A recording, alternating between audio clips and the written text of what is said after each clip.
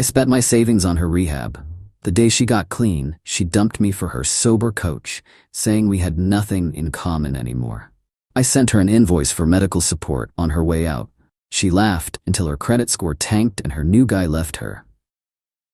I, 32 male, just got dumped by my girlfriend of 4 years, and I'm sitting here looking at my bank account with exactly $847 left in it. 4 years ago, I had $68,000 saved up. Let that sink in. Her name doesn't matter anymore. We met when I was 28, she was 26.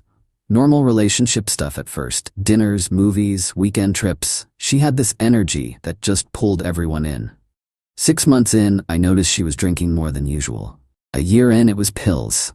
By year 2, it was both plus whatever else she could get her hands on. I'm not gonna sit here and act like I'm some hero who stuck around out of pure love. Part of me thought I could fix her. Part of me was just too deep in to walk away. But I did love her. That part was real. The real spiral started about 18 months ago. She lost her job, marketing coordinator at some startup. Then lost the next one. And the next one. Each time it was, they didn't understand, or the boss had it out for me. Never her fault. Never the showing up late reeking of vodka or the 3-hour lunch breaks. I was covering rent by then. Her half, my half, all of it. She moved into my place temporarily, which turned permanent real quick. I made decent money as an HVAC technician, owned my own small company with 2 employees, but watching $2,400 go out every month just for rent, while she contributed nothing, started wearing on me. But here's the thing, I kept thinking she'd get better. She'd promise to get help, cry, tell me she needed me, and I'd believe it. Every time. The breaking point came last January. I came home and found her passed out in the bathroom. Not sleeping. Passed out. There was vomit, blood from where she'd hit her head on the sink, and for about 30 seconds I genuinely thought she was dead. That was the day I told her, rehab or we're done. No more chances. She actually agreed. Looked me in the eyes and said she was ready. Said she wanted her life back. Said she wanted US back. The facility I found was one of those nice ones, you know? The kind that actually has a good success rate instead of just being a revolving door. It costs $32,000 for the 90-day program. My insurance wouldn't cover squat for her since we weren't married, and she had let hers lapse months ago. I paid it. Drained most of what was left in my savings. Told myself it was an investment in our future. She went in February 1st. For the first month, I could only talk to her once a week on supervised calls. She sounded good though. Hopeful. Said she was doing the work, going to all the group sessions, meeting with her counselor. I drove 3 hours each way every Sunday to visit during the approved visiting hours. Month 2, she sounded even better. Clearer. Like the person I'd fallen for was coming back. She told me she loved me, that she couldn't wait to start fresh with me, that she was gonna make everything up to me. Her sober coach was assigned in week 8. This dude, let's call him Chad because of course he looked like a Chad, was part of their aftercare program. Helped clients transition back to normal life, accountability check-ins, that whole thing. She mentioned him once or twice. No big deal, right? She completed the program March 30th. I picked her up that day with flowers and everything. Took her to her favorite restaurant, the one she'd been talking about craving for 2 months.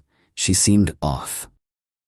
Distant. Kept checking her phone. We got back to the apartment around 8 p.m. I'd cleaned the whole place, bought new sheets, had sparkling cider in the fridge because obviously no alcohol. I thought we were going to talk about next steps. Maybe she'd thank me, maybe we'd just watch a movie and enjoy being together. Instead, she sat me down and said, "We need to talk." I knew. You know how you just know? I've been doing a lot of self-reflection in there, she started.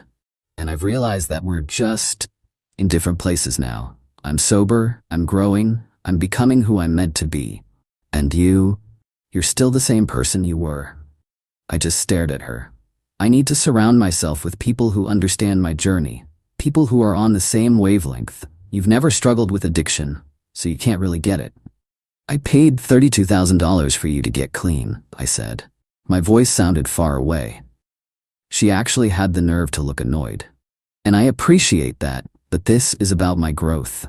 I can't be held back by guilt or obligation. My therapist says that's toxic. Your therapist or your sober coach? Her face gave it away before her mouth could lie. He gets it, she said quietly. We connected on a deeper level. He's been where I am. Turns out they'd been texting for 3 weeks. Nothing physical, she swore, but she was moving in with him. He had a place about 40 minutes away. She'd already packed her stuff, what little she had, during the 1 hour I'd left her alone to pick up dinner. I asked her when she was planning to tell me. She said, I'm telling you now. Before she left, I handed her an envelope. She looked confused. What's this? Invoice, I said, for medical support services rendered. $32,000 for rehabilitation program plus $28,000 for 18 months of living expenses, emotional support, and crisis intervention services. Total, $60,000. Payment plans available. She literally laughed, like threw her head back and laughed. You can't be serious, that's insane. You can't just invoice someone for being in a relationship. Read the fine print, I said. I'd spent the 3 hours she was packing with my buddy who's a paralegal. You signed a financial responsibility agreement when you moved in, agreeing to split costs. You haven't paid rent in 18 months. The rehab money was a loan, verbal agreement with witnesses. My sister had been there when we discussed it, and you're now in breach of that agreement. Her laugh died. This won't hold up anywhere. Maybe not all of it, but some of it will. And even if it doesn't, I'm still filing. Have fun explaining to your new boyfriend why you've got a legal claim following you around. She called me a manipulative asshole and left. Didn't even take the invoice with her. Just left it on the counter. That was April 1st. Yeah, April Fool's Day. Universe has a sense of humor. I didn't hear anything for a week. Then my phone started going off. Update 1. 3 weeks later. So it's been 3 weeks since the breakup, and holy hell, things have escalated. First off, I actually went through with filing the claim. Took the invoice, all the receipts I'd kept, and thank God I keep receipts for everything, bank statements showing the rent payments I'd made solo, and the text messages where she'd promised to pay me back when she got on her feet. To a lawyer. Cost me $400 for a consultation and to have him draft an actual demand letter. My lawyer said I had a decent shot at recouping at least the rent money, maybe 30 to 40% of the rehab costs, if I could prove it was discussed as a loan. Not perfect, but better than nothing. The demand letter went out April 10th. Certified mail, she had to sign for it. That's when her true colors really came out. April 12th, my phone started blowing up. Not from her, from her mom. 53 texts in 2 hours. I counted. The mom was going off. How dare I try to profit from her daughter's recovery? How dare I put a price on love? How dare I kick her while she's trying to build a new life? I was a narcissist, a financial abuser, a predator who took advantage of her daughter's vulnerable state. I replied once, I paid for her to get clean. She dumped me the day she got out for another guy. I'm recouping my losses. That's it. She sent me a voice memo, 8 minutes long, screaming about what a horrible person I was, how her daughter deserved better, how I was trying to ruin her fresh start. The irony of calling me horrible while defending her daughter abandoning me after I spent my savings on her wasn't lost on me. I blocked the mom. Should have done it sooner. Then my ex started texting. Not apologetic texts, threatening ones. You're going to drop this, or you'll regret it. My coach knows lawyers. You don't want to go down this road. This is harassment, and I can get a restraining order. I didn't respond. My lawyer said not to engage, so I didn't. April 15th, tax day, another fun date. I got a call from my biggest client, commercial property management company that I'd been doing HVAC work for over 3 years. They wanted to discuss some concerns. Turns out my ex had called them, told them I was financially unstable and going through a mental health crisis, and they might want to reconsider using my services. She didn't have their number before, which meant she'd gone through my office files during one of the times she'd stopped by to grab something she'd forgotten. My client was cool about it. Asked me what was going on. I gave him the Cliff Notes version. He said, "Sounds like you dodged a bullet." And that was that. But the fact that she'd tried to mess with my livelihood, that was a new low. I documented it. Screenshot of her number in my call log, the timeline, everything. Sent it to my lawyer. He added it to the file. April 18th, I found out through a mutual friend that she and the sober coach were posting all over social media about their beautiful new beginning and finding real love in recovery. There was even a photo of them at some recovery event, his arm around her, both of them smiling like they just won the lottery. The mutual friend sent me the photos. I didn't ask for them, but I looked. Not gonna lie, it stung. Not because I wanted her back, but because I'd given up so much, and this was what I got for it. But then, I noticed something in one of the photos. They were at a restaurant, a nice one, and she was wearing new clothes, stuff I'd never seen before, designer purse on the table. Meanwhile, I'd been eating ramen and eggs to rebuild my savings. April 22nd, her mom texted from a different number. Somehow got through before I could block it. You need to stop this legal nonsense. She doesn't have the money to pay you. You're gonna make her relapse. That one actually made me laugh. I'm gonna make her relapse?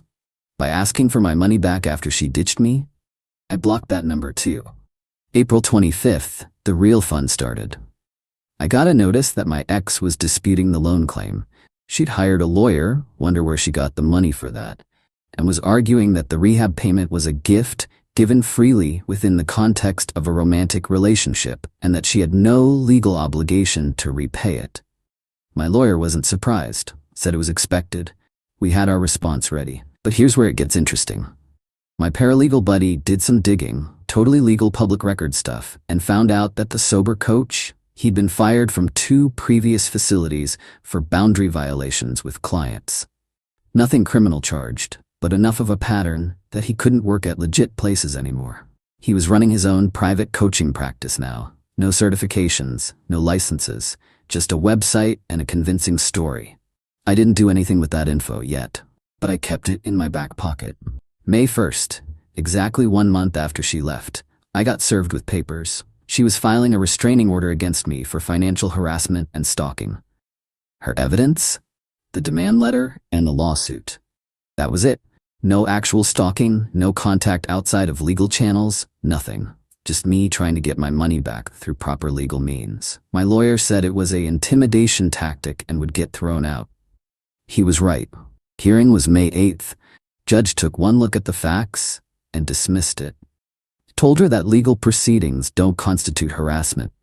She was there with the coach. He stood up and tried to argue with the judge. The judge shut him down real quick and threatened him with contempt. Watching that felt better than it should have. After the hearing, she tried to approach me in the hallway. The coach grabbed her arm and pulled her back, whispered something in her ear. She looked at me with this mix of anger and something else. Maybe regret? Hard to tell. I kept walking. May 10th, my lawyer called with news. We'd done a credit check on her as part of the lawsuit discovery process. Her credit score had tanked. She'd opened 3 credit cards in the last month, probably to pay for the lawyer and her new lifestyle, and was already maxing them out. One of the cards was in default. She'd missed the first payment. My lawsuit was now officially on record with the court, which meant it was showing up on her credit report as a legal claim against her. Even if I didn't win, it was sitting there, dragging her score down. I won't lie, that felt like a small victory. Update 2. 2 months later. It's been almost 3 months total now since she walked out, and if I told you how this has all played out, you'd think I was making it up. But I've got receipts for all of it. So last update, things were heating up legally. The restraining order got tossed, her credit was tanking, and she'd hired a lawyer to fight my claim. Here's what happened next. Mid-May, things went quiet for about a week. No texts from burner numbers, no contact, nothing. I should have known it was the calm before the storm. May 20th, I got a call from my insurance company. Someone had filed a claim saying I'd caused property damage to an apartment. Not my apartment, her new apartment with the coach. They said I'd broken in and destroyed personal belongings. I was at a job site 2 hours away when this supposedly happened. Had 3 witnesses, including my client, who could confirm I was there from 9 a.m. to 6 p.m. I gave the insurance company all the info, they investigated, and the claim was flagged as fraudulent within 2 days. But it gets better. When the insurance investigator pushed back and asked for evidence, my ex apparently said she'd made a mistake about the date. Then changed her story to say it was emotional damage, not physical. The whole thing fell apart. The investigator straight up told me this was one of the most blatant, false claims he'd seen and asked if I wanted to pursue charges. I said I'd think about it. Added it to the pile of evidence my lawyer was building. May 28th, the coach reached out. Not through a lawyer, directly to my phone. No idea how he got my number since I'd changed it after blocking the mom. His message: "Hey man, I think we got off on the wrong foot. Let's talk this out like adults. She's really stressed about this lawsuit and it's affecting her recovery. You seem like a good guy. I'm sure we can work something out." I showed my lawyer. He laughed and said, "They're getting desperate. Don't respond." I didn't. June 3rd, I got served with another lawsuit. This time, she was suing me for emotional distress and defamation of character. Her claim was that by filing the lawsuit, I was publicly damaging her reputation in the recovery community and causing her severe emotional harm that threatened her sobriety. The dollar amount she wanted? $75,000. My lawyer called it a SLAP suit, strategic lawsuit against public participation. Basically a BS lawsuit designed to drain my resources and get me to drop my claim. Two can play that game. We filed a motion to dismiss and a countersuit for legal fees and frivolous litigation.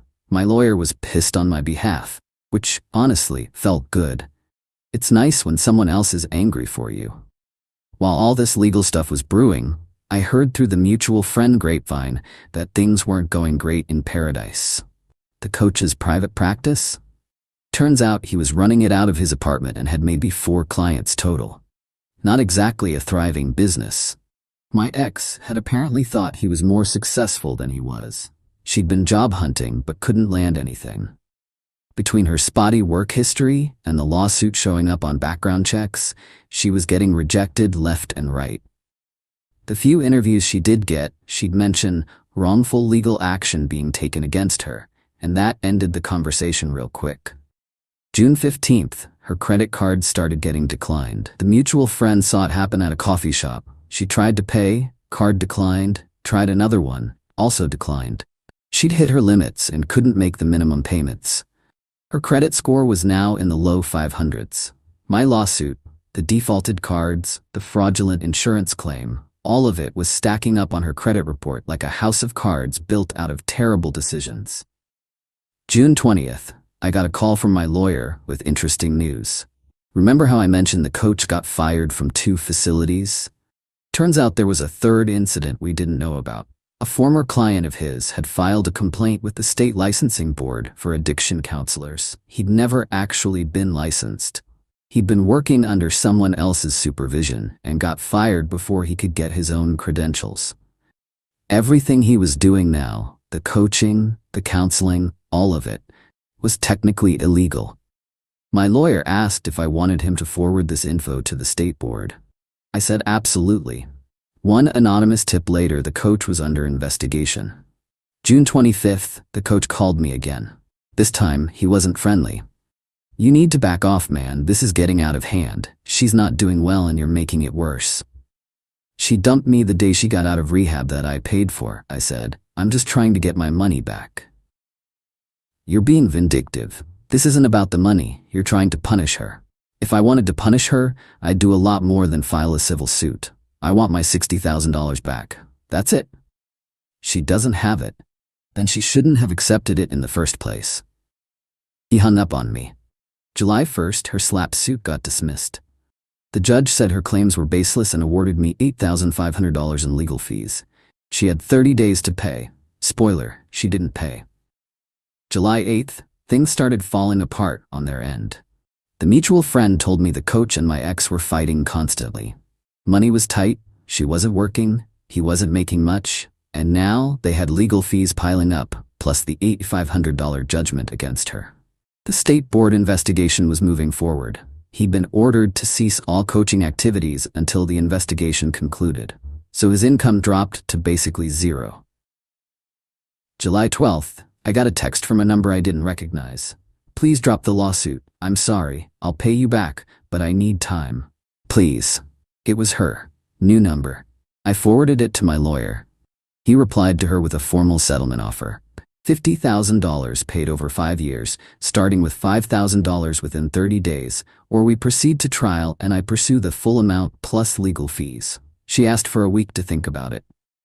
July 18th, the mutual friend dropped a bombshell. The coach had kicked my ex out, told her she was too much drama and he couldn't risk his career, what was left of it, being associated with her anymore. The guy who'd been posting about beautiful new beginnings and finding real love had dumped her the second things got hard. Karma's a trip, isn't it? She moved in with her mom.